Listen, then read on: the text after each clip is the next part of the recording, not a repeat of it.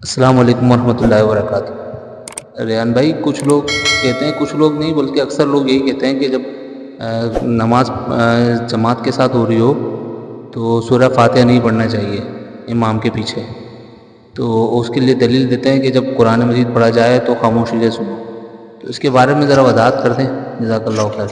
السلام علیکم ورحمۃ اللہ وبرکاتہ۔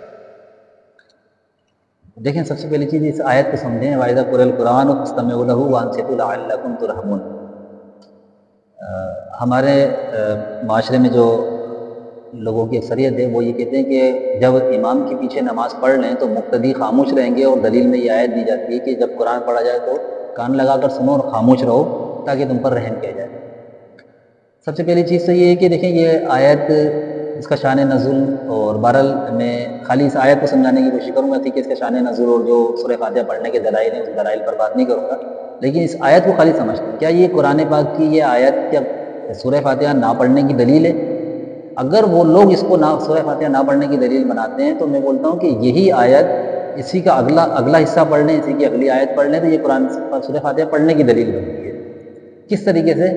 اللہ تعالیٰ فرماتا ہے وَإِذَا قُرِئَ الْقُرْآنُ فَاسْتَمِعُوا لَهُ، جب قرآن پڑھا جائے تو کان لگا کر سنو، استماع کرو، استماع غور سے سنو، وَأَنصِتُوا، خاموش رہو، لَعَلَّكُمْ تُرْحَمُونَ، تاکہ تم پر رحم کیا جائے۔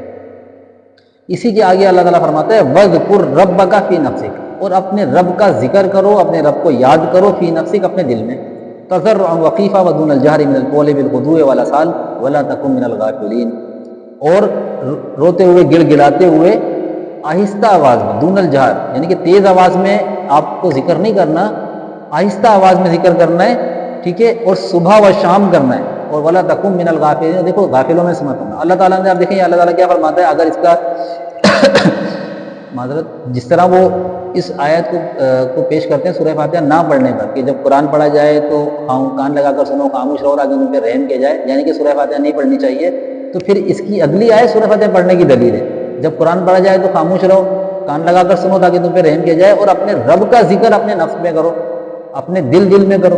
اب جو سورہ فاتحہ پڑھنے والے لوگ ہیں، جیسے کہ اہل الحدیث یا شوافی وغیرہ جو بھی ہیں، وہ جو سورہ فاتحہ پڑھتے ہیں امام کے پیچھے، وہ دل میں پڑھتے ہیں، ٹھیک ہے، اپنے نفس میں پڑھتے ہیں، اور آہستہ آواز میں پڑھتے ہیں، تیز آواز میں نہیں پڑھتے۔ اور اللہ نے یہی ذکر کیا کہ اپنے رب کا ذکر آہستہ آواز میں کرو، اپنے دل میں کرو، ٹھیک ہے نا، دون الجہر من القول، تیز آواز میں نہیں کرنا، آہستہ آواز میں کرنا ہے، صبح و شام کرنا ہے، بالغدو والآصال، صبح شام۔ اب اللہ رب العالمین نے خاص طور پہ صبح شام کا ذکر کیا، کیوں؟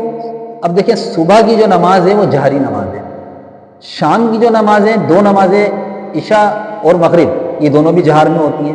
اب جو ان تینوں کے علاوہ یعنی کہ صبح کی جو نماز ہے فجر کی، مغرب کی اور عشاء کی، یہ صبح اور شام کی نمازیں، اور جو دن کی نمازیں ظہر اور عصر، وہ جہری نہیں ہوتی، وہ سری ہوتی ہیں، اس میں ویسی آہستہ آواز میں قرات ہوتی ہے۔ تو اللہ تعالیٰ نے خاص طور پہ صبح شام کا ذکر کیا۔ اس کا مطلب یہ ہے کہ اگر سورہ فاتحہ نہ پڑھنا کی دلیل بناتے ہیں تو اس سے سورہ فاتحہ پڑھنا زیادہ تاکید سے ثابت ہوتا ہے کہ صبح اور شام میں جو جہر میں پڑھی جاتی ہے اس میں لازمی اپنے رب کا ذکر کرو، یعنی کہ اس میں لازمی سورہ فاتحہ اپنے دل میں پڑھو۔